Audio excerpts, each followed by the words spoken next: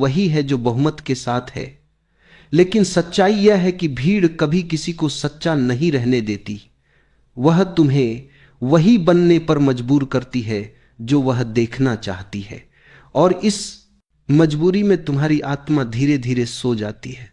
भीड़ के साथ चलना आसान है, वहां सोचने की जरूरत नहीं होती, कोई दिशा नहीं ढूंढनी पड़ती, जो सामने है वही रास्ता है। लेकिन अकेले चलना यह असली यात्रा है। यहां हर कदम पर सवाल है, हर मोड़ पर डर है, हर रास्ते पर अनिश्चितता है। लेकिन इसी अनिश्चितता में जीवन की असली गंध है। अकेले चलने वाला व्यक्ति अपने भीतर उतरता है। उसे भीड़ की तालियां नहीं मिलती, पर उसे मौन की आवाज सुनाई देने लगती है। वह समझने लगता है कि सच्चा सुख दूसरों की स्वीकृति में नहीं, अपने भीतर की सच्चाई में है। और यह सच्चाई किसी गुरु, किसी किताब या किसी समाज से नहीं मिलती।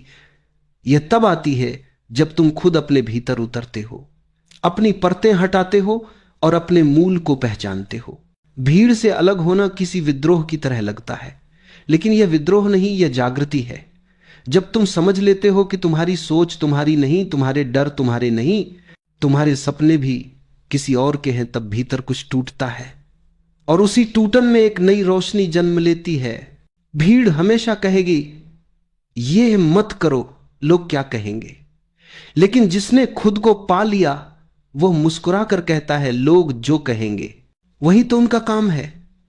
अकेला चलने वाला व्यक्ति समझ जाता है कि सच्चा सम्मान तब नहीं मिलता जब लोग तुम्हें सराहे, बल्कि तब जब तुम खुद को समझ सको। कभी कोशिश करना एक दिन बिना किसी को खुश करने की कोशिश किए जीना। जो महसूस हो वो कहना, जो सही लगे वो करना, जो मौन मांगे उसे अपनाना। शुरुआत में डर लगेगा, लेकिन कुछ समय बाद तुम्हें एहसास होगा कि तुम पहली बार जिए हो, क्योंकि उस दिन तुम्हारे फैसले तुम्हारे होंगे। भीड़ तुम्हें सुरक्षित रखती है, पर मृत अकेलापन तुम्हें असुरक्षित करता है। लेकिन जीवित भीड़ में रहकर तुम बच जाते हो, पर बढ़ नहीं पाते। अकेले रहकर तुम डरते हो, लेकिन उसी डर में तुम्हारा विस्तार होता है। अकेले चलने का अर्थ समाज से भागना नहीं है, बल्कि अपने भीतर लौटना है। यह भागना नहीं, अपने अस्तित्व की ओर यात्रा है। यह वह पल है जब तुम कह सकते हो अब मुझे किसी की दिशा नहीं चाहिए, अब मैं खुद अपनी दिशा बनूंगा। कभी तुमने गौर किया है कि जब तुम सच बोलते हो तो लोग असहज हो जाते हैं? जब तुम किसी परंपरा को प्रश्न करते हो तो समाज तुम्हें अलग कहता है। यह अलग शब्द दरअसल समाज का सबसे बड़ा डर है, क्योंकि अगर एक भी इंसान सच में जाग गया तो बाकी सबके झूठ उजागर हो जाएंगे। भीड़ चाहती है कि सब सोए रहें ताकि उसका ढांचा बना रहे, लेकिन जो सच की तलाश में निकलता है उसे इस नींद से विद्रोह करना पड़ता है। भीड़ के साथ रहना आसान है, क्योंकि वहां तुम्हें सोचना नहीं पड़ता। वहां तुम्हारे लिए तय होता है कि क्या सही है क्या गलत है। तुम्हें सिर्फ उस नक्शे पर चलना होता है जो तुम्हारे पहले लाखों लोग खींच चुके हैं। लेकिन जो अकेला चलता है उसे नक्शा नहीं मिलता, उसे हर कदम पर दिशा खुद बनानी पड़ती है। और यही कठिनाई है, यही सुंदरता भी। अकेले चलने वाला व्यक्ति समझता है कि सच्चा मार्गदर्शन भीतर से आता है। उसे अब बाहर किसी मंजिल की तलाश नहीं होती, उसका हर कदम यात्रा है, हर सांस ध्यान है। भीड़ मंजिल के पीछे भागती है, वह अनुभव के पीछे भागता है। पर अकेला व्यक्ति जानता है कि मंजिल कहीं बाहर नहीं, उसी के भीतर है। भीड़ हमेशा कहेगी कि सबके जैसा बनो, क्योंकि भीड़ को व्यवस्था चाहिए, लेकिन जीवन व्यवस्था नहीं, विस्तार है। भीड़ तुम्हें एक नाम देती है, एक पहचान, एक लेबल, और कहती है अब यही तुम हो। लेकिन तुम नाम नहीं हो, तुम अनुभव हो। तुम वो हो जिसे परिभाषित नहीं किया जा सकता। जो अकेले चलने का साहस करता है वही असली खोजी होता है, क्योंकि उसके भीतर आग जलती है, जानने की, समझने की, होने की। यह आग ही तुम्हें भीतर के अंधकार से बाहर निकालती है। लेकिन भीड़ उस आग से डरती है क्योंकि उसे अपने आराम की आदत होती है। भीड़ में जो व्यक्ति फिट नहीं बैठता वही प्रामाणिक होता है। जो सबकी तरह सोच नहीं सकता वही सोचने की क्षमता रखता है, क्योंकि जो भीड़ में फिट हो जाता है वो सोचता नहीं, बस दोहराता है। और जो दोहराता है वो जीता नहीं, बस नकल करता है। भीड़ के लोग दूसरों की कहानियों में जीते हैं, वे अपने भीतर की किताब कभी नहीं खोलते। लेकिन अकेला व्यक्ति अपनी किताब खुद लिखता है। वह अपने अनुभव से सीखता है, अपनी गलतियों से बढ़ता है और अपनी सच्चाई को जीता है। अकेलापन डरावना लगता है क्योंकि हम बचपन से इसे खालीपन समझते आए हैं। लेकिन अगर तुम थोड़ी देर उस एकांत में रुको तो देखोगे कि वहीं सबसे गहरी ऊर्जा छिपी है। वही मौन तुम्हें खुद से मिलाता है। वही एकांत तुम्हें दुनिया से नहीं, अपने सत्य से जोड़ता है। भीड़ से अलग होना मतलब किसी के खिलाफ होना नहीं है। इसका मतलब है अब तुम अपने पक्ष में हो, अब तुम अपनी आत्मा की आवाज सुनने लगे हो। और जब कोई अपनी आत्मा की सुनता है तो पूरा अस्तित्व उसके साथ खड़ा हो जाता है। जब तुम पहली बार भीड़ से अलग होते हो तो सबसे पहले जो चीज सामने आती है वो है डर। यह डर किसी बाहरी खतरे का नहीं होता, बल्कि भीतर की आदतों का होता है। हम इतने सालों तक भीड़ के बीच जीते आए हैं कि हमने अपनी पहचान उसी के सहारे गढ़ी है। अब जब वो सहारा छूटता है तो मन डगमगाने लगता है। जैसे कोई बच्चा पहली बार बिना पकड़े चलना सीखता है। गिरने का डर, असफल होने का डर, अस्वीकार का डर, पर यही डर असली शुरुआत का संकेत है। भीड़ में तुम्हें कभी अकेलेपन का सामना नहीं करना पड़ता। वहां शोर है, गतिविधियां हैं, चेहरे हैं, और इन सब के बीच तुम अपने खालीपन को छिपा सकते हो। लेकिन जब तुम भीड़ से बाहर आते हो तो अचानक वो शून्य सामने खड़ा हो जाता है। वो शून्य जिसे तुमने अब तक लोगों के बीच छिपा कर रखा था, वो मौन जिसे तुमने बातचीत से ढक दिया था, अब वो सामने है, नंगा, सच्चा, अडिग। पहले ये डराता है, फिर यही तुम्हारा सबसे बड़ा मित्र बन जाता है। क्योंकि मौन के उस क्षण में तुम खुद को सुनना शुरू करते हो। वो आवाजें जो सालों से दबाई गई थी अब धीरे धीरे ऊपर आने लगती हैं। कभी दर्द की तरह, कभी आंसू की तरह, कभी गहरी समझ की तरह। और यह सब प्रक्रिया आसान नहीं होती। भीतर पुराने विश्वास टूटते हैं, पुराने रिश्ते ढीले पड़ते हैं, पुराने ढांचे गिरते हैं।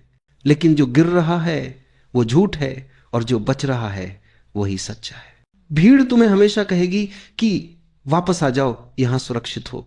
लेकिन सच्चाई यह है कि सुरक्षा वहीं होती है जहां मृत्यु होती है।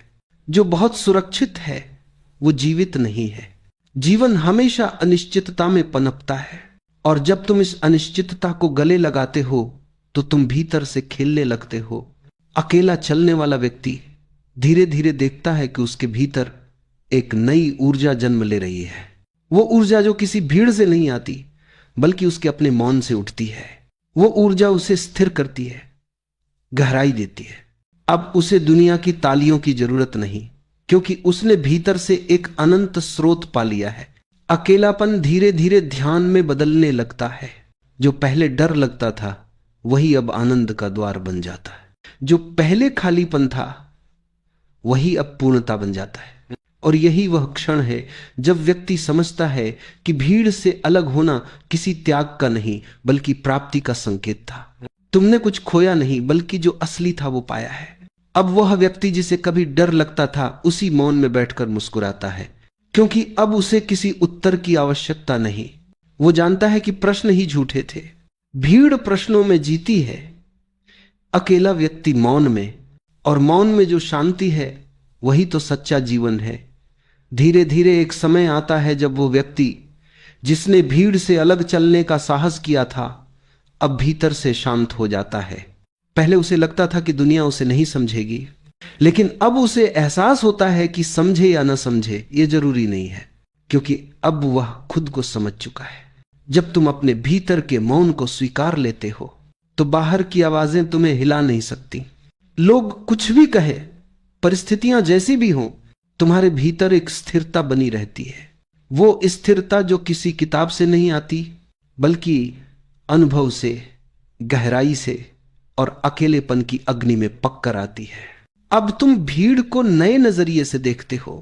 पहले तुम उन्हें जज करते थे, अब तुम उन्हें समझने लगे हो। तुम जानते हो कि वे जो कर रहे हैं वही कर सकते हैं, क्योंकि वे अभी अपने ही अंधकार में भटक रहे हैं। अब तुम्हारे भीतर किसी के प्रति क्रोध नहीं बल्कि करुणा होती है, क्योंकि तुम जानते हो जब तक कोई अपने भीतर नहीं उतरता वह बस दूसरों की छाया में जीता रहेगा। अकेले चलने वाला व्यक्ति धीरे धीरे देखता है कि जीवन अब एक रहस्य बन गया है। हर पल नया है, हर अनुभव में ताजगी है। अब जीवन कोई दौड़ नहीं बल्कि एक नृत्य है। अब मंजिल का कोई अर्थ नहीं, क्योंकि हर कदम मंजिल है। वह अब खोज नहीं रहा, वह जी रहा है। जब कोई व्यक्ति अपने भीतर लौट आता है तो उसकी आंखों में एक अलग चमक होती है। वह साधारण कामों में भी असाधारण शांति अनुभव करता है। अब वो किसी से कुछ चाहता नहीं, न सम्मान, न मान्यता, न ताली, क्योंकि अब वह जान चुका है कि जो आनंद भीतर से उठता है उसे कोई बाहर से दे ही नहीं सकता। अब उसका जीवन किसी धर्म, किसी विचारधारा या किसी नियम से बंधा नहीं रहता। वह मुक्त है, जैसे हवा, जैसे नदी, जैसे आकाश। उसका हर निर्णय सहज होता है, हर शब्द सच्चा। वो किसी को बदलने की कोशिश नहीं करता, क्योंकि उसे पता है कि परिवर्तन तभी आता है जब व्यक्ति खुद अपने भीतर देखता है। जो पहले अकेला लगता था अब वही उसे सबसे प्रिय संग बन गया है। वो मौन जो कभी डराता था अब वही उसे प्रेम से भर देता है। वो समझता है कि सच्चा साथी वही मौन है जो न कभी छोड़ता है न कभी मांगता है। अब उसे एहसास होता है कि भीड़ से अलग होना दरअसल किसी और से नहीं बल्कि अपने असली स्वरूप से जुड़ना था। यह अलगाव नहीं, पुनर्जन्म था। अब वो न समाज का हिस्सा है न विरोधी, वह सिर्फ साक्षी है, देखने वाला, समझने वाला और मौन में आनंद लेने वाला। और इस मौन की गहराई में वो पहली बार देखता है कि जीवन कितना सुंदर है, बिना किसी प्रयास के, बिना किसी उद्देश्य के, बस यूं ही जैसे फूल खिलता है, जैसे सूरज उगता है, जैसे नदी बहती है। अब जीवन कोई काम नहीं, एक उत्सव है। कभी ऐसा पल आता है जब जीवन अचानक बहुत शांत लगने लगता है। न कोई चाह, न कोई उम्मीद, न कोई जल्दी, बस एक स्थिरता, जैसे सब कुछ वही है जहां होना चाहिए। यह वही क्षण है जब कोई व्यक्ति सच्चे अर्थों में अकेला नहीं बल्कि पूर्ण हो जाता है। भीड़ से अलग चलने की यात्रा अब उसे उस जगह ले आई है जहां भीतर और बाहर का कोई भेद नहीं रहा। जो पहले भीड़ से दूर भाग रहा था अब उसे किसी से भागने की जरूरत नहीं है, क्योंकि अब उसे कोई डर नहीं, कोई विरोध नहीं। उसने खुद को स्वीकार लिया है जैसा वो है। और जब तुम खुद को स्वीकार लेते हो तो पूरा अस्तित्व तुम्हें स्वीकार कर लेता है। अब जीवन एक संगीत बन जाता है। हर सांस एक सुर है, हर क्षण एक नृत्य। अब जो पहले साधारण था वही अब असाधारण है। सुबह की हवा, बच्चों की हंसी, पक्षियों का गीत, मौन का स्पर्श, सब कुछ पहले से कहीं अधिक जीवित महसूस होता है, क्योंकि अब देखने वाला बदल गया है। अकेले चलने वाले व्यक्ति के भीतर एक नई दृष्टि जन्म लेती है। वो जानता है कि किसी को बदलने की जरूरत नहीं, क्योंकि हर कोई अपने समय पर जागेगा। वो अब किसी से बहस नहीं करता, किसी को मनाने की कोशिश नहीं करता। वो बस जीता है पूरी सजगता, पूरी करुणा और पूरी उपस्थिति के साथ। भीड़ सोचती है कि अकेला व्यक्ति खो गया है, लेकिन सच्चाई यह है कि वही अकेला व्यक्ति खुद को पा चुका है। वो अब समाज के सांचे में नहीं ढलता बल्कि अपनी सच्चाई के अनुसार जीता है। वो अब किसी से ऊपर या नीचे नहीं बल्कि हर चीज के साथ एकाकार है। जो पहले कठिन लगा था वही अब आनंद बन गया है। अकेले चलना अब कोई चुनौती नहीं बल्कि वरदान है। अब उसे पता है कि स्वतंत्रता का अर्थ है भीतर किसी के प्रति कोई शिकायत न रहना और बाहर किसी के प्रति कोई अपेक्षा न रखना। जब शिकायत और अपेक्षा दोनों मिट जाती है तो केवल प्रेम बचता है, केवल करुणा बचती है। अकेले चलने वाला व्यक्ति दुनिया से भागता नहीं, वह दुनिया में रहता है, लेकिन अब उसका केंद्र भीतर है। वो काम भी करता है, लोगों से मिलता भी है, लेकिन अब वह उन सब के बीच भी शांत है, क्योंकि उसकी जड़ें भीतर जम चुकी हैं। अब कोई तूफान उसे हिला नहीं सकता। यही है जीवन की परिपक्वता। जब तुम बाहर की मान्यता से ऊपर उठ जाते हो और भीतर की रोशनी में जीना शुरू करते हो। ये वही रोशनी है जो किसी और से नहीं ली जा सकती। ये वही शांति है जो किसी को दी नहीं जा सकती, यह बस अनुभव की जा सकती है। भीड़ से अलग होकर चलना शुरुआत में कठिन लगता है, लेकिन यह कठिनाई तुम्हें तोड़ने नहीं, तुम्हें बनाने के लिए होती है। यह तुम्हें भीतर के उस सोने तक पहुंचाती है जो वर्षों से तुम्हारे भीतर दबा हुआ है। और जब वो सोना चमकता है तो तुम समझ जाते हो कि सारी यात्रा इसी क्षण के लिए थी। अब न कोई मंजिल बची है, न कोई राह, बस चलना है मौन में, सहजता में, आनंद में। अब जीवन कोई प्रश्न नहीं बल्कि उत्तर बन गया है। अब व्यक्ति कोई खोजी नहीं, खुद खोज बन गया है। भीड़ से अलग होकर चलना कठिन जरूर है, पर वही एकमात्र रास्ता है जो तुम्हें स्वयं तक ले जाता है। क्योंकि अंततः जिस दिन तुम भीड़ से नहीं अपने मौन से जुड़ जाते हो, उसी दिन तुम सच में जन्म लेते हो। यह यात्रा किसी बाहरी उपलब्धि की नहीं थी, यह भीतर के दरवाजे खोलने की यात्रा थी। जो व्यक्ति इस रास्ते पर चला उसने जाना कि सबसे सुंदर संग वही है जो तुम्हें खुद तक पहुंचा दे। भीड़ तुम्हें नाम दे सकती है पर अस्तित्व नहीं। अकेलापन तुम्हें मौन देता है और मौन ही सच्चा अस्तित्व है। जब व्यक्ति भीड़ से अलग होकर चलता है और भीतर उतर जाता है तो एक दिन उसे एहसास होता है कि अब कुछ करने की जरूरत नहीं है, बस देखने की जरूरत है। यही देखने का भाव, साक्षी भाव, जीवन का सबसे सुंदर रूप है। जो पहले संघर्ष था अब वही सहजता बन जाता है, जो पहले कोशिश थी अब वही प्रवाह बन जाता है। साक्षी बन जाना मतलब यह समझ लेना कि जीवन घट रहा है और तुम उस घटने के बीच बस एक दर्शक हो।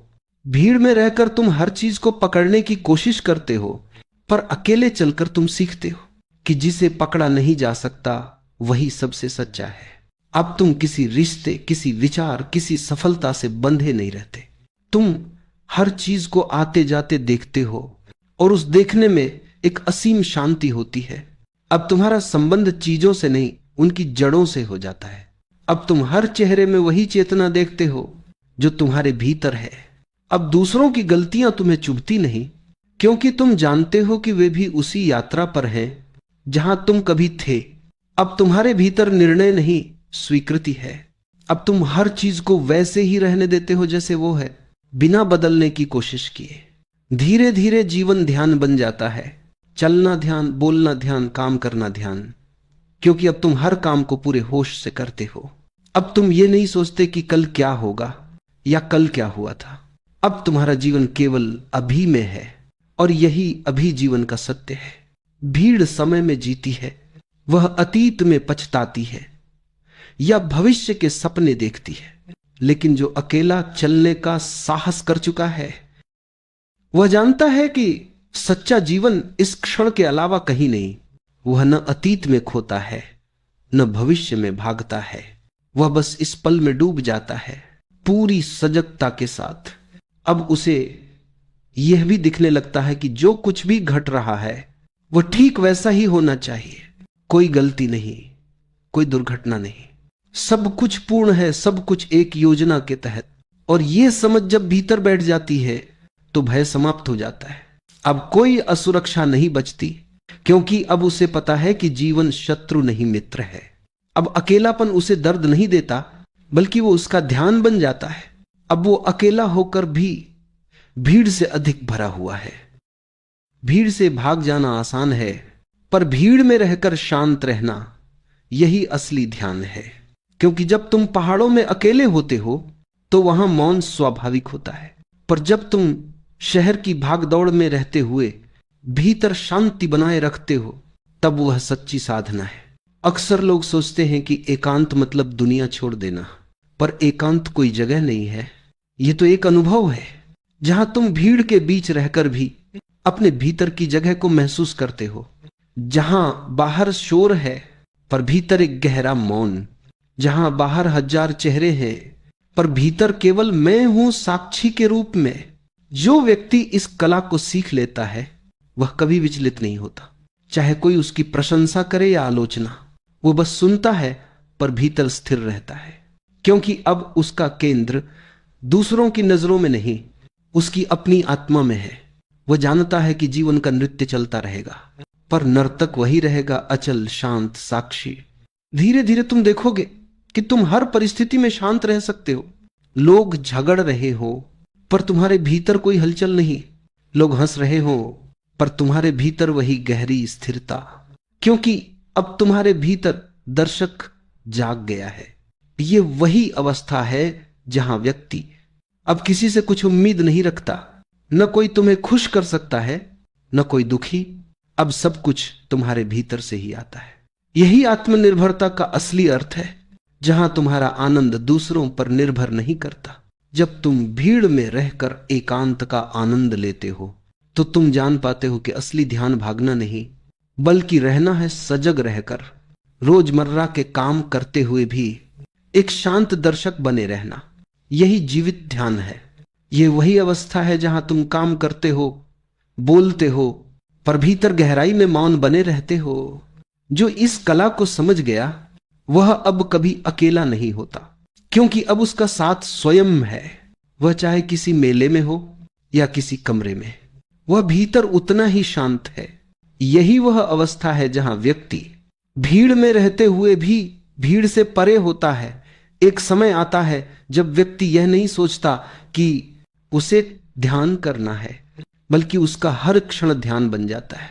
अब न कोई विधि है, न कोई प्रयत्न, बस जीवन है अपने सहज प्रवाह में। अब शब्द नहीं, मौन बोलता है। अब विचार नहीं, शांति घटती है। जो पहले बाहर की घटनाओं से प्रभावित होता था, अब वही व्यक्ति हर घटना को साक्षी भाव से देखता है। वो जानता है जीवन में कुछ भी स्थायी नहीं है, और जो स्थायी नहीं उसके पीछे भागना मूर्खता है। अब वह केवल देखता है बदलाव को, उठान और पतन को, सुख और दुख को, बिना किसी निर्णय के। यह वही क्षण होता है जहां मैं का अहम पिघलने लगता है। अब जो बचता है वह है मौन, साक्षी और एक अनंत शांति। अब व्यक्ति खुद से लड़ना बंद कर देता है। अब वह जीवन को वैसा ही स्वीकार करता है जैसा वह। धीरे धीरे यह समझ एक नई ऊर्जा बन जाती है। अब वह जो भी करता है उसमें एक सहजता होती है। बोलना भी ध्यान है, मौन भी ध्यान, काम करना भी पूजा है, आराम करना भी साधना। और इस बिंदु पर व्यक्ति समझता है कि जिसे वह अकेलापन समझता था वही तो उसका असली साथी है। क्योंकि जब कोई नहीं होता तब तुम स्वयं के सबसे पास होते हो। जब शोर नहीं होता तब भीतर की संगीत सुनाई देती है।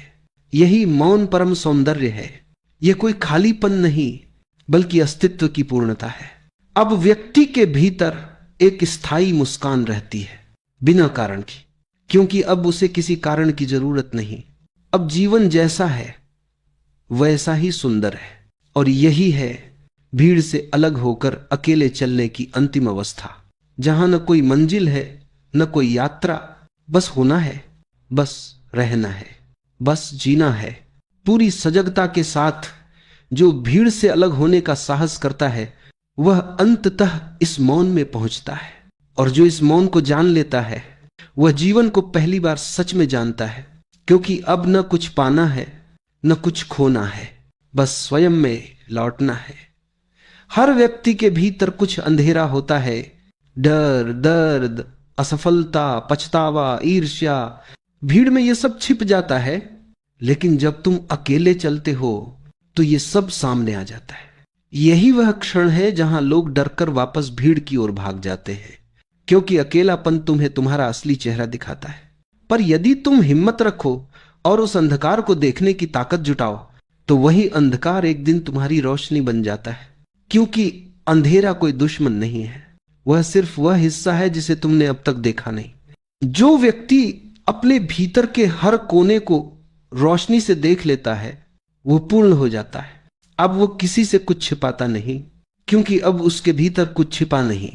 उसका डर समाप्त हो जाता है, क्योंकि उसने अंधेरे से दोस्ती कर ली है। अब वो जानता है कि प्रकाश बाहर से नहीं आता, वह तो भीतर के स्वीकार से जन्म लेता है। जब तुम अपने अंधकार को गले लगाते हो तो तुम दूसरों को भी स्वीकार करना सीख जाते हो। अब किसी में बुराई नहीं दिखती, क्योंकि तुम जानते हो हर इंसान अपने अंधेरे से जूझ रहा है, और यही करुणा का जन्म है। जो खुद को स्वीकार कर लेता है वह पूरे संसार को प्रेम कर सकता है। धीरे धीरे तुम्हारा जीवन प्रकाश में नहाने लगता है, तुम्हारे चेहरे पर शांति आती है, तुम्हारे शब्दों में गहराई और तुम्हारे मौन में एक संदेश। अब तुम बोलो या न बोलो, लोग तुम्हारे भीतर की रोशनी को महसूस करते हैं। यही वह पल है जहां व्यक्ति अंधकार से नहीं डरता, बल्कि उसे समझ लेता है, और समझ ही रोशनी है। एक समय आता है जब तुम सब समझ लेते हो, भीड़ क्या है, अकेलापन क्या है, ध्यान क्या है। और फिर धीरे धीरे एक और परिवर्तन घटता है। मैं का विलय, जो अब तक कहता था मैं कर रहा हूं, वह अब महसूस करता है कि सब कुछ अपने आप हो रहा है। सांसें चल रही हैं, दिल धड़क रहा है, विचार आ जा रहे हैं, पर इनके पीछे कोई करता नहीं है। यह समझ जैसे ही उतरती है, एक गहरी शांति तुम्हें घेर लेती है। अब तुम्हारा बोझ खत्म हो जाता है, क्योंकि अब कुछ करना नहीं रह गया। अब जो घट रहा है वही जीवन है। यह अवस्था शब्दों में नहीं बयां की जा सकती। यह वह पल है जब व्यक्ति स्वयं से विलीन हो जाता है। न कोई खोज बचती है, न कोई प्रश्न, बस एक गहरा मौन, एक अनंत स्थिरता। अब जो भी होता है वही सही लगता है, क्योंकि अब कोई तुम नहीं जो सही या गलत तय करे। अब सिर्फ जीवन है, अपनी सबसे पवित्र स्वाभाविक अवस्था में।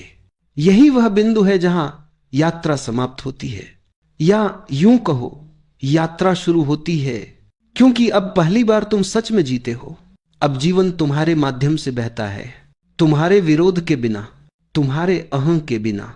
अब न कोई नाम की जरूरत है, न किसी पहचान की, क्योंकि अब तुम वही हो जो सदा से थे। शुद्ध चेतना, वह जो कभी जन्म नहीं लेता, कभी मरता नहीं। यही है मुक्ति। यही है वह क्षण जहां व्यक्ति कह सकता है, मैं नहीं हूं, केवल जीवन है। और जब मैं मिट जाता है, तभी जीवन का सौंदर्य प्रकट होता है। एक दिन आता है जब सब कुछ रुक जाता है, न बाहर कोई हलचल, न भीतर कोई प्रश्न। मन जैसे थम जाता है, न विचार उठता है, न इच्छा, न भय। और तभी तुम देखते हो कि जो देख रहा था वह भी अब नहीं है। देखने वाला ही देखे जाने में घुल गया है, तरंग सागर में विलीन हो गई है। यह वही क्षण है जब साधना समाप्त हो जाती है, क्योंकि साधना का अर्थ था कुछ पाना, पर अब पाने वाला ही नहीं रहा। अब बस होना है, शुद्ध मौन, निर्विचार। यह मौन वैसा मौन नहीं जो शब्दों की अनुपस्थिति से पैदा हो। यह वह मौन है जो अस्तित्व की गहराई से उठता है, जहां हर आवाज अर्थहीन हो जाती है और हर अर्थ शून्य में विलीन। तुम महसूस करते हो कि तुम कभी किए नहीं जा रहे थे। जीवन अपने आप घट रहा था, तुम बस बीच में मैं बनकर भ्रम में थे। अब वह मैं भी घुल गया। अब कोई अलग अस्तित्व नहीं, कोई द्वैत नहीं, केवल एकता है, अद्वैत का सागर। अब न कोई खोज है, न कोई रास्ता। जो ढूंढने निकला था वही खो गया है, जो शेष रह गया है वह कुछ नहीं, और सब कुछ भी वही है। यही वह क्षण है जब व्यक्ति पहली बार खाली होता है और उसी खालीपन में भर जाता है। अब तुम्हारा मौन बोलता है, तुम्हारी नजर सिखाती है, तुम्हारा अस्तित्व प्रार्थना बन जाता है। अब तुम जो कुछ भी करते हो वह पूजा है, क्योंकि अब कोई करने वाला नहीं, सिर्फ करुणा बह रही है। अब तुम किसी धर्म, किसी ग्रंथ, किसी नाम के नहीं रहे। अब तुम खुद धर्म हो। तुम्हारे भीतर वह निःशब्द उपस्थिति है जो न पैदा हुई थी, न मरेगी। अब जीवन का अंत भी जीवन है और जन्म भी एक लहर मात्र। तुम अब सागर हो। लहरें उठती हैं, गिरती हैं, पर तुम अब उन्हें नहीं पहचानते, क्योंकि तुम लहर नहीं, तुम वही सागर हो जो हमेशा था, जो हमेशा रहेगा। यही अंत नहीं, यही अनंत है। जहां मैं का अस्तित्व समाप्त होता है, वहीं से जीवन अपनी पूर्णता में खिलता है। भीड़ से अलग चलने वाला अब लौट आता है, पर अब वह वही नहीं जो कभी गया था। अब वह मौन है, पर बोलता है। अकेला है पर संपूर्ण है। अब वह जीवित नहीं बल्कि जागा हुआ है। कभी सोचा है मृत्यु सच में क्या है? क्या यह अंत है या किसी और शुरुआत का नाम? क्योंकि जो वास्तव में जीता है वह जानता है मृत्यु भी जीवन की तरह एक लहर है जो आती है, उठती है और फिर सागर में लौट जाती है। हम बचपन से सिखाए जाते हैं कि जीवन अमूल्य है और मृत्यु भयावह हो, पर जिसने सच में जीना सीख लिया वह जानता है मृत्यु और जीवन दो नहीं है, वे बस एक ही प्रवाह के दो सिरों पर खड़े हैं। जीवन सांस का आना है, मृत्यु उसका जाना, पर जो दोनों को देख रहा है वह इन दोनों से परे है।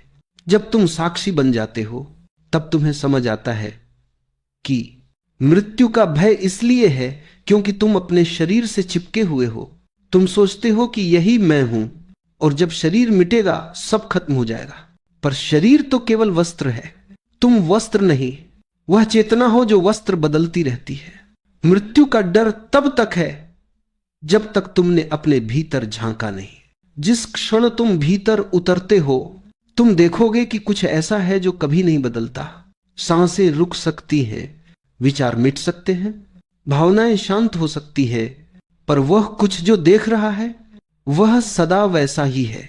वह जन्म से पहले था, मृत्यु के बाद भी रहेगा। यही अनुभव मृत्यु को अमृत में बदल देता है। अब मृत्यु डर नहीं लगती बल्कि एक उत्सव बन जाती है, क्योंकि जो समझ गया कि मैं मर नहीं सकता वह हर क्षण मरने को तैयार रहता है। वह जानता है कि मरना कोई समाप्ति नहीं बल्कि रूपांतरण है। जैसे बीज मिट्टी में गलकर वृक्ष बनता है वैसे ही शरीर मिटता है ताकि आत्मा फूल सके। अब व्यक्ति जीवन को पकड़ने की कोशिश नहीं करता, वह उसे बहने देता है। हर क्षण हर अनुभव एक पूरा चक्र है। वह हंसता है, रोता है, जीता है, पर भीतर से जानता है कि कुछ भी स्थायी नहीं, और यही जानना उसे मुक्त कर देता है। धीरे धीरे वह देखता है कि हर सांस एक छोटा जन्म है, हर सांस छोड़ना एक छोटी मृत्यु। और जब यह समझ भीतर उतर जाती है तो मृत्यु की धारणा ही बदल जाती है। अब वह अंत नहीं लगती बल्कि एक द्वार बन जाती है, एक नए अस्तित्व की ओर। अब जीवन कोई पकड़ने की वस्तु नहीं रहा बल्कि एक नृत्य बन गया है जहां आने जाने की लहरें हैं, पर सागर सदा अचल है। और वही सागर, वही चेतना तुम्हारा असली घर है। कभी गौर किया है जागृति की यात्रा में सबसे कठिन क्या है? अज्ञान नहीं बल्कि वह क्षण जब व्यक्ति कहता है अब मैं जान गया हूं, यह मैं बहुत चालाक है, ये अंधकार में भी था और अब प्रकाश में भी साथ आ गया। पहले कहता था मैं दुखी हूं, अब कहता है मैं जागा हुआ हूं। पहले कहता था मैं कुछ नहीं जानता, अब कहता है मैं सब जान चुका हूं। पर जो सच में जानता है वो जानता है कि कुछ भी जानने को नहीं है, क्योंकि जानने वाला ही तो ब्रह्म है। जहां मैं रहता है वहां विभाजन। और जब ये दोपन मिटता है तभी वास्तविक मौन उतर। साधक वर्षों तक ध्यान करता है, मौन में बैठता है, भीतर झांकता है, और एक दिन उसे लगता है अब बस मिल गया। पर वह मिलना भी छलावा है, क्योंकि मिलने वाला अब भी बचा है। जब तक मैं है तब तक दूरी है, जब तक मैं है तब तक यात्रा अधूरी है। असली मुक्ति तब होती है जब यह मैं अपने ही बोझ से टूट जाता है, जब वह देखता है कि जानने वाला भी एक विचार था, एक पहचान थी, एक सूक्ष्म अहंकार। और जब वह भी गिर जाता है तो भीतर कुछ नहीं बचता, न जानने वाला न ज्ञेय, बस एक मौन रह जाता है, एक उपस्थिति जो बिना नाम बिना स्वरूप के है। यह वही क्षण है जिसे दृश्यों ने समर्पण कहा है। पर समर्पण करने की कोशिश मत करना, क्योंकि कोशिश करने वाला फिर वही मैं है। समर्पण अपने आप होता है जब मैं का बोझ असह्य हो जाता है, वह स्वयं गिर पड़ता है। जैसे सूखी पत्ती पेड़ से अलग होकर हवा में खो जाती है, उसके बाद व्यक्ति में कोई दावा नहीं रहता। वह कहता नहीं मैं जानता हूं, वो बस कहता है मैं हूं। और धीरे धीरे यह भी मिट जाता है, अब केवल है बचता है। अब कोई करने वाला नहीं, कोई पाने वाला नहीं, अब जो भी घटता है वह सहज है, स्वाभाविक है। हंसी भी स्वतः उठती है, मौन भी स्वतः उतरता है। अब व्यक्ति किसी कारण से नहीं जीता, वह बस है। यहां से एक अजीब सहजता आती है। अब न कोई नियम है, न कोई सीमा, न कोई संकल्प। जो हो रहा है वही ठीक है। अब जीवन स्वयं ध्यान है। चलना भी ध्यान है, बोलना भी ध्यान है, मौन भी ध्यान है। यह वही अवस्था है जहां बुद्धि रुक जाती है, जहां कोई तरीका नहीं बचता। क्योंकि जानने का हर तरीका किसी जानने वाले को जन्म देता है, और अब वहां कोई नहीं बचा, बस वही असीम मौन जो हर चीज में व्याप्त है। इस मौन में तुम देखोगे सब एक है। जो पत्ता गिरा वही मैं हूं, जो हवा चली वही मैं हूं, जो सूरज उगा वही मैं हूं। अब कोई भीतर बाहर नहीं रहा, सब कुछ एक ही तरंग में बदल गया है। यहां कोई खोजी नहीं, कोई मार्ग नहीं, सिर्फ अस्तित्व है। अब यह जीवन न साधना है न तपस्या, यह बस सहज बहाव है। जैसे नदी सागर में समा जाती है, वैसे ही चेतना अस्तित्व में विलीन हो जाती है, और इस विलय में सारी सीमाएं टूट जाती हैं। अब कुछ भी शेष नहीं सिवाय एक अनंत शांति के। यह वही है जो हर साधक ढूंढता है, पर जिसे कोई पा नहीं सकता, क्योंकि यह पाने की वस्तु नहीं, यह तो वही है जो हमेशा से था। बस अब पहचान मिट गई है। जब भीतर का मौन पूर्ण हो जाता है, तब एक नई सुगंध उठती है प्रेम की। पर यह प्रेम वैसा नहीं होता जैसा दुनिया जानती है। यह चाह नहीं, अपेक्षा नहीं, अधिकार नहीं, यह तो एक प्रवाह है जो स्वतः बहता है। जैसे फूल खिलता है और उसकी खुशबू अपने आप फैल जाती है, वैसे ही यह प्रेम भी बिना किसी दिशा के, बिना किसी कारण के फैलता है। पहले प्रेम एक संबंध था, अब प्रेम एक अस्तित्व बन गया है।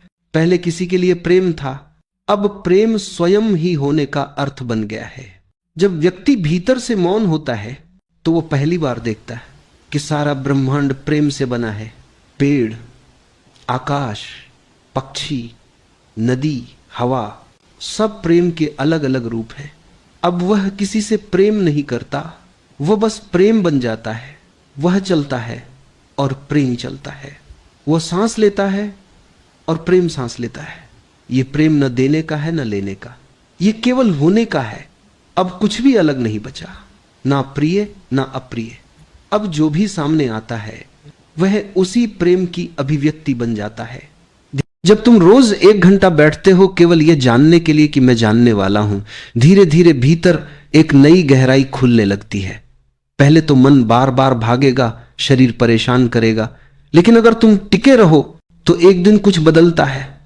जैसे किसी झील का पानी लहरों के बाद शांत हो जाए, वैसा ही कुछ भीतर होता है।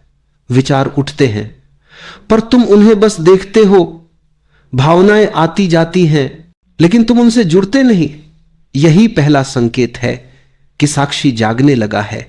धीरे धीरे तुम अनुभव करते हो कि तुम शरीर नहीं हो, शरीर बैठा है, श्वास चल रही है, और तुम बस देख रहे हो। फिर एक और परत खुलती है, तुम मन नहीं हो, विचार आते जाते हैं और तुम उन्हें बस गुजरते हुए देखते हो। एक अजीब शांति भीतर उतरने लगती है, जैसे कोई बोझ उतर गया हो। मन शांत नहीं भी हो तो भी फर्क नहीं पड़ता, क्योंकि तुम अब मन नहीं हो, बस देखने वाले हो।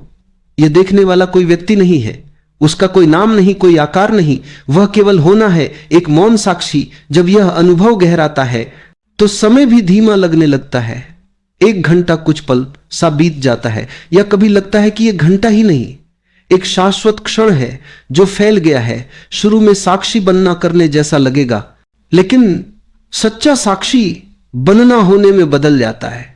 वहां तुम कुछ करते नहीं, बस होते हो।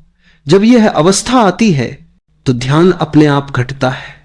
फिर तुम्हें ध्यान करने की आवश्यकता नहीं रहती, तुम स्वयं ध्यान बन जाते हो। इस अवस्था में तुम अनुभव करोगे कि सारा जीवन एक दृश्य है। शरीर चलता है, बोलता है, हंसता है, रोता है, और तुम बस देख रहे हो। तुम न करता हो, न निर्देशक, केवल दर्शक। और जितना यह साक्षी भाव मजबूत होता जाता है, उतना जीवन हल्का, सरल और सुंदर होता जाता है। धीरे धीरे यह 1 घंटा पूरे दिन में फैलने लगता है। तुम चलते हो, काम करते हो, बोलते हो, लेकिन भीतर वही साक्षी बना रहता है। जो कुछ घट रहा है उसे बस देखा जा रहा है। यही ध्यान की परिपक्वता है, जहां ध्यान अभ्यास नहीं, जीवन का स्वभाव बन जाता है। यहीं से साधक की यात्रा गहरी होती है, साक्षी से समर्पण तक, देखने से विलीन होने तक, जहां देखने वाला भी मिट जाता है और केवल मौन बचता है, वहीं आत्मा का द्वार खुलता है। ज्ञान मनुष्य की गरिमा है, और ज्ञान का असली सार इस बात में है, इस समझ में, इस भेद में, कि मैं अपने को उस चीज से अलग देख सकूं जिसमें मैं हूं। जैसे फूल की सुगंध दूर उड़ जाती है, वैसे ही व्यक्ति को भी सीखना पड़ता है अपने शरीर से दूर उड़ने की कला। जैसे सुगंध अदृश्य में खो जाती है और दृश्य फूल वहीं रह जाता है, वैसे ही हमें अपने भीतर के ज्ञान के फूल से उसका रस निकालना है और धीरे धीरे उस शुद्ध ज्ञान को बचा लेना है जो बिल्कुल निर्मल है। महावीर ने उसे केवल ज्ञान कहा जहां जानने वाला भी नहीं रहता, बस जानने की शुद्धतम घटना रह जाती है, जहां मैं सिर्फ जानता हूं और कुछ नहीं करता। रोज के 24 घंटों में से बस 1 घंटा इस भीतर की खोज के लिए निकाल लो। 23 घंटे शरीर को दे दो, लेकिन 1 घंटा अपने लिए बचा लो। वह व्यक्ति व्यर्थ जी रहा है जिसके पास 1 घंटा भी अपने लिए नहीं है। वह जी ही नहीं रहा जो 1 घंटा भी अपने भीतर की खोज में नहीं लगाता। क्योंकि अंत में जब जीवन का पूरा हिसाब होता है, तो जो कुछ हमने शरीर के स्तर पर कमाया है वह तो मौत छीन लेती है। सिर्फ वही हमारे साथ रहता है जो हमने भीतर के स्तर पर कमाया है, जिसे मौत नहीं छू सकती। सोचो, जब मौत आएगी तो क्या तुम्हारे पास ऐसा कुछ है जो बचाया जा सके? अगर नहीं है तो देर मत करो। हर दिन कम से कम 1 घंटा अपने जानने वाले स्वरूप की तलाश में लगाओ। बस इतना करो, बैठ जाओ 1 घंटा, कुछ मत करो। एक छोटा सा प्रयोग करो कि मैं तादात्म्य नहीं करूंगा, किसी चीज से जुड़ूंगा नहीं। 1 घंटा बैठ जाओ। अगर पैर में चींटी काटे तो महसूस करो चींटी काट रही है, मुझे इसका पता चल रहा है। ऐसा मत समझो कि मुझे चींटी ने काटा। इसका मतलब यह नहीं कि चींटी काटती रहे और तुम अकड़ कर बैठे रहो, नहीं। चींटी को हटा दो, लेकिन ध्यान रखो कि मैं जान रहा हूं कि शरीर ने चींटी को हटाया। मैं जान रहा हूं कि चींटी काट रही थी और शरीर ने उसे हटा दिया। बस इतना मैं जान रहा हूं। अगर बैठने से पैर में दर्द हो जाए तो बस जानो पैर में दर्द आ गया है। पैर फैला लो, कोई बात नहीं, लेकिन जानते रहो पैर फैल रहा है क्योंकि दर्द हुआ है और मैं जान रहा हूं। भीतर बस 1 घंटा यही करते रहो कि किसी भी क्रिया या घटना से अपने को मत जोड़ो। तुम देखोगे 3 महीने के भीतर तुम उस अनुभव को पाने लगोगे जो गीता पढ़ते पढ़ते 30 जन्मों में भी नहीं मिलता। 1 घंटा रोज बस मैं जानने वाला हूं, इस भाव में डूबे रहो। कुछ भी हो जाए, पत्नी जोर से बर्तन पटक दे, क्योंकि जब पति ध्यान करता है पत्नी बर्तन पटकती है, और जब पत्नी ध्यान करती है तो पति रेडियो जोर से चला देता है, अखबार पढ़ने लगता है या बच्चे शोर मचाने लगते। जब बर्तन गिरे तो बस जानो बर्तन गिर रहा है, आवाज हो रही है, मैं जान रहा हूं। अगर भीतर झटका लगे, मन विचलित हो जाए, तो भी जानो मेरे भीतर झटका लगा है, मेरा मन हिल गया है और मैं उसे जान रहा हूं। बस अपना संबंध जानने वाले से ही बनाए रखो, किसी घटना या भावना से मत जोड़ो। इससे बड़ा ध्यान कोई नहीं है। इसके बाद किसी प्रार्थना या जप की जरूरत नहीं रहती। बस 1 घंटा हर दिन यही ध्यान रखो। थोड़े ही दिनों में यह कला तुम्हें आने लगेगी। समझाना मुश्किल है कि यह कला कैसे आती है, यह तो करके ही समझ में आती है। जैसे किसी बच्चे को साइकिल चलाना सिखाना।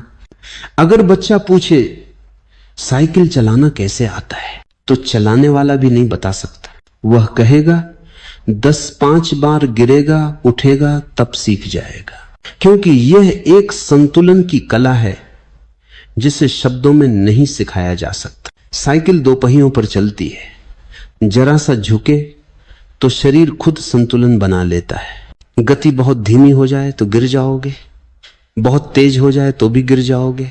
तो दो संतुलन है, गति की सीमा और शरीर का संतुलन। साइकिल चलाने वाला बता नहीं सकता कि वह कैसे संतुलन बनाता है, वो बस करता है। ये एक स्वाभाविक कला है जो अभ्यास से आती है। पहली बार 2 कदम भी साइकिल चलती है तो जो आनंद होता है वही आनंद इस ध्यान में मिलने वाला है। साइकिल चलाना या तैरना दोनों बातें कभी भूलती नहीं, क्योंकि यह कला शरीर में उतर जाती है, अनुभव बन जाती है। इसी तरह ध्यान भी एक कला है। विज्ञान किताबों से सीखा जा सकता है, लेकिन कला केवल अनुभव से आती है। धर्म भी एक कला है और इसीलिए गुरु का स्थान बड़ा है। गुरु वह नहीं जो बताता है, वह जो तुम्हें गिरने उठने सीखने में सहारा देता है। उसकी छाया में तुम डरते नहीं, गिरो तो भी भरोसा बना रहता है कि मैं सीख रहा हूं। ध्यान सबसे गहरी कला है और यह केवल करने से आती है। इस छोटे से प्रयोग को रोज करो, 1 घंटा। कठिन लगेगा क्योंकि मन बार बार किसी चीज से तादात्म्य करेगा। चींटी काटेगी तो तुरंत लगेगा मुझे काट लिया, हाथ खुद चल पड़ेगा चींटी हटाने और तुम सोचोगे मैंने हटाया। लेकिन कुछ समय बाद अभ्यास से ये समझ आने लगेगी, कभी कभी तादात्म्य छूटेगा, 2 कदम साइकिल चल जाएगी। और जब पहली बार ध्यान में मैं सिर्फ जानने वाला हूं कि अनुभूति होती है, तो जो आनंद होता है वह असाधारण है। जैसे पहली बार तैरने वाला पानी पर तैर जाता है, वह समझता है अब पानी मुझे डुबा नहीं सकता। वैसा ही जब तुम ध्यान में तैरना सीख जाते हो तो शरीर तुम्हें रोक नहीं सकता। ये बड़ी कला है, पर अभ्यास से आती है। यह कोई मंत्र नहीं, कोई जटिल विधि नहीं, बहुत सीधा और सरल है, लेकिन समय लेगा। मंत्र या जप करने से जल्दी कुछ अनुभव होते हैं, लेकिन वे गहराई नहीं देते। अंत में हर विधि को इसी सूत्र पर आकर टिकना पड़ता है कि जो जप कर रहा है वह मैं नहीं हूं। यहां तक कि जो ओम की ध्वनि भीतर गूंज रही है वह भी मैं नहीं हूं, मैं तो बस उसे जान रहा हूं। यह सूत्र हर विधि की जड़ है, बिना इसके कोई भी साधना अधूरी है। इसलिए बेहतर है कि और विधियों की चिंता छोड़ो, सीधे इस सूत्र पर आ जाओ। 1 घंटा रोज, चाहे कितनी भी अड़चन क्यों न आए, करते रहो। अड़चनें बहुत लगेंगी, भीतर बेचैनी होगी, पसीना सा छूटेगा, मन बार बार जुड़ जाएगा, लेकिन रुकना नहीं, बस जानते रहो मैं जानने वाला हूं, मैं जानने वाला हूं। इसका मतलब यह नहीं कि भीतर बार बार दोहराते रहो, मैं जानने वाला हूं। अगर तुम दोहरा रहे हो तो समझो कि यह शरीर कर रहा है, तुम वह भी जान रहे हो कि शरीर दोहरा रहा है। बस यही बारीकी चाहिए, हर परत को पहचानना और अलग करना। तब एक दिन तुम्हें अनुभव होगा कि शरीर क्षेत्र है और मैं उसके भीतर का क्षेत्रज्ञ हूं, और वही क्षेत्रज्ञ, वही साक्षी असली मैं है। जो इस भेद को जान लेता है वही सच्चा ज्ञानी है। ज्ञान किसी से दिया नहीं जा सकता, मार्ग बताया जा सकता है, लेकिन चलना तुम्हें ही पड़ेगा। मंजिल जानने से नहीं मिलती, चलने से मिलती है। आखिर अगर आप गीता को कंठस्थ कर लें तो आपके पास भी वही शब्द आ गए जो कृष्ण के पास थे, और कृष्ण ने जो कहा था वह आप भी कह सकते हैं, लेकिन आपका कहा हुआ यांत्रिक होगा, कृष्ण का कहा हुआ अनुभवजन्य था। अर्जुन के लिए खतरा यही है कि कृष्ण की बातें अच्छी लगे और लगेंगी अच्छी, प्रीतिकर लगेंगी, क्योंकि मन की कई वासनाओं को पूरा करने वाली हैं, कई अभिप्साओं को पूरा करने वाली है। ये कौन नहीं चाहता कि शरीर से छुटकारा हो। एक युवती मेरे पास आई इटली से, शरीर उसका भारी है, बहुत मोटा, बहुत वजनी, क्रूप हो गया है, मांस ही मांस हो गया है शरीर पर, चर्बी ही चर्बी है। उसने मुझे एक बड़े मजे की बात कही। उसने यहां कोई 3 महीने ध्यान किया मेरे पास, और एक दिन आकर उसने मुझे कहा कि आज मुझे ध्यान में बड़ा आनंद आया। मैंने पूछा क्या हुआ तुझे? तो उसने कहा, आज मुझे ध्यान में अनुभव हुआ कि मैं शरीर नहीं हूं और इस शरीर से मुझे बड़ी पीड़ा है, कोई मुझे प्रेम नहीं करता है। और एक युवक मेरे प्रेम में भी गिर गया था, तो उसने मुझे झट से कहा कि मैं तेरी सिर्फ आत्मा को प्रेम करता हूं, तेरे शरीर को नहीं। अब किसी स्त्री से आप ये कहिए कि मैं तेरी सिर्फ आत्मा को प्रेम करता हूं, तेरे शरीर को नहीं, तो उस युवक ने कहा कि मैं तेरे शरीर को प्रेम नहीं कर सकता, बिल्कुल असंभव है। मैं तेरी आत्मा को प्रेम करता हूं, लेकिन इससे कोई तृप्ति तो हो नहीं सकती। उसने कहा, आज मुझे ध्यान में बड़ा आनंद आया, क्योंकि मुझे ऐसा अनुभव हुआ कि मैं शरीर नहीं हूं, तो मेरी जो एक ग्लानि है मेरे शरीर के प्रति, उससे मुझे छुटकारा हुआ। तो मैंने उससे पूछा कि यह तुझे ध्यान के कारण हुआ, या तेरे मन में सदा से यह भाव है कि किसी तरह यह ख्याल में आ जाए कि मैं शरीर नहीं हूं, तो इस शरीर को दुबला करने की झंझट, इस शरीर को रास्ते पर लाने की झंझट मिट जाए। तो उसने कहा कि यह भाव तो मेरे मन में पड़ा है, असल में मैं ध्यान करने आपके पास आई इसलिए हूं कि मुझे यह पता चल जाए कि मैं शरीर नहीं हूं, मैं आत्मा हूं। तो शरीर के कारण जो मुझे पीड़ा मालूम होती है और शरीर के कारण जो प्रत्येक व्यक्ति को मेरे प्रति विकर्षण होता है, उससे जो मुझे दंश और चोट लगती है, उस चोट से मेरा छुटकारा हो जाए। तो मैंने उससे कहा कि पहले तो तू यह फिक्र छोड़ और यह भाव मन से हटा, नहीं तो तू कल्पना ही कर लेगी ध्यान में कि मैं शरीर नहीं हूं। कल्पना आसान है, सिद्धांत मन में बैठ जाए, हमारी वासनाओं की पूर्ति करते हो, हम कल्पना कर लेते। शरीर से कौन दुखी नहीं है? ऐसा आदमी खोजना मुश्किल है जो शरीर से दुखी न हो। कोई न कोई दुख शरीर में है ही।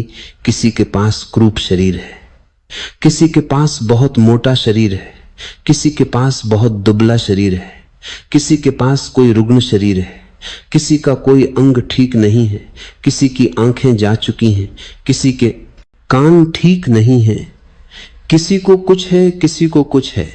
शरीर तो हजार तरह की बीमारियों का आघर है। तो शरीर से तृप्त तो कोई भी नहीं है। इसलिए कोई भी मन में वासना रख सकता है कि अच्छा है, पता चल जाए कि मैं शरीर नहीं हूं, मगर यह वासना खतरनाक हो सकती है। सिद्धांत की आड़ में यह वासना छिप जाए तो आप कल्पना भी कर ले सकते हैं कि मैं शरीर नहीं हूं, लेकिन उससे कोई सार न होगा, कोई हल न होगा। आप कहीं पहुंचेंगे नहीं, कोई मुक्ति हाथ नहीं लगेगी। अनुभव वासना रहित, कल्पना रहित और स्वयं का उद्धार नहीं। ज्ञानीजन क्या कहते हैं ये सुनने योग्य है, ज्ञानीजन क्या कहते हैं ये समझने योग्य है, ज्ञानीजन क्या कहते हैं ये करने योग्य है, लेकिन ज्ञानीजन क्या कहते हैं ये मानने योग्य बिल्कुल नहीं है। मानना तो तभी जब करने से अनुभव में आ जाए। ज्ञानीजन क्या कहते हैं उसे सुनना, हृदय पूर्वक सुनना, श्रद्धा से भीतर ले जाना, पूरा उसे आत्मसात कर लेना, उस खोज में भी लग जाना। वे क्या करने को कहते हैं उसे साहस पूर्वक कर भी लेना, लेकिन मानना तब तक मत जब तक अपना अनुभव न हो जाए। तब तक समझना कि मैं अज्ञानी हूं और सिद्धांतों से अपने अज्ञान को मत ढांक लेना, और तब तक समझना कि मुझे कुछ पता नहीं है। ऐसा कृष्ण कहते हैं। कृष्ण से प्रेम है, इसलिए कृष्ण जो कहते हैं ठीक ही कहते होंगे।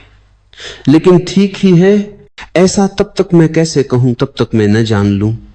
इसका यह अर्थ नहीं है कि उन पर अश्रद्धा करना।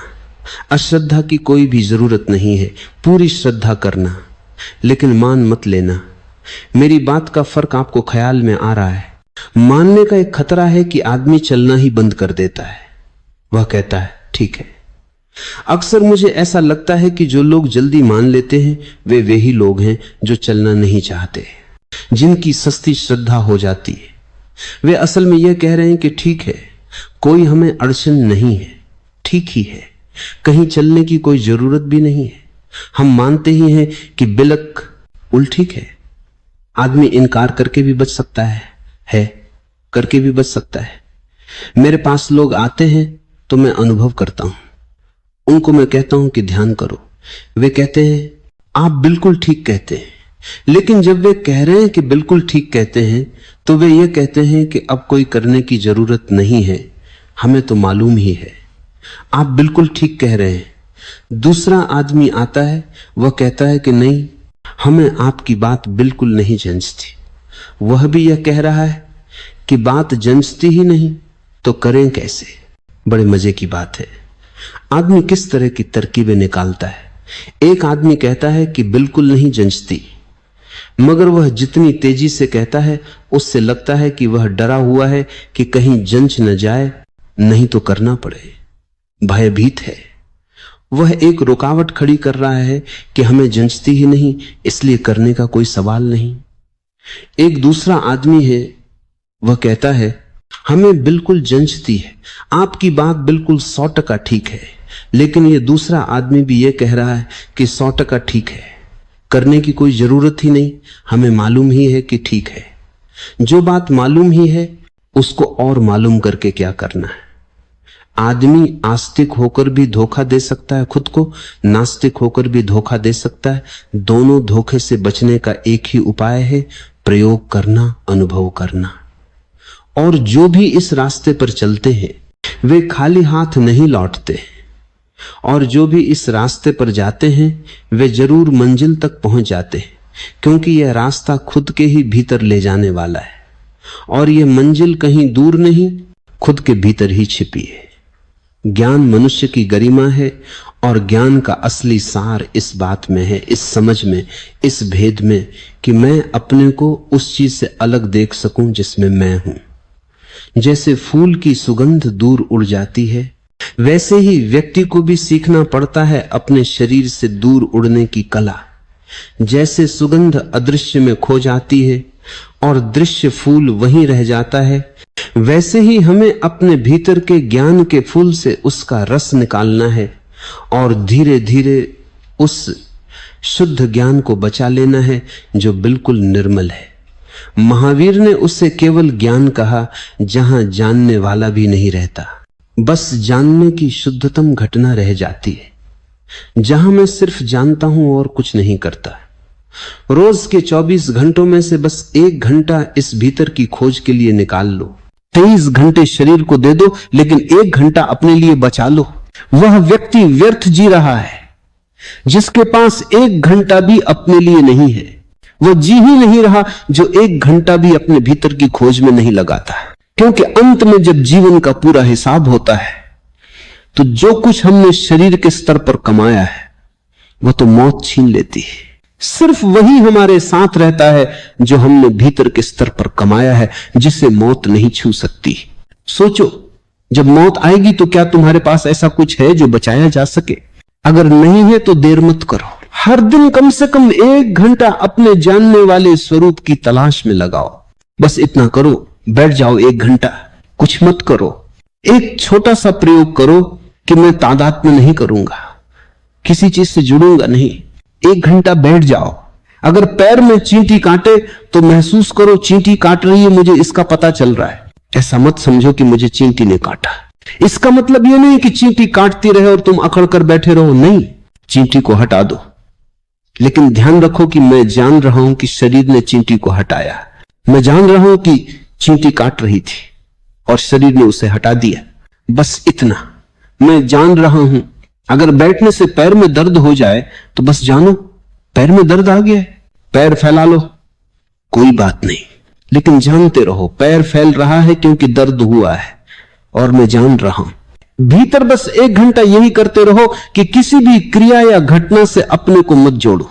तुम देखोगे 3 महीने के भीतर तुम उस अनुभव को पाने लगोगे जो गीता पढ़ते पढ़ते 30 जन्मों में भी नहीं मिलता। 1 घंटा रोज बस मैं जानने वाला हूं, इस भाव में डूबे रहो।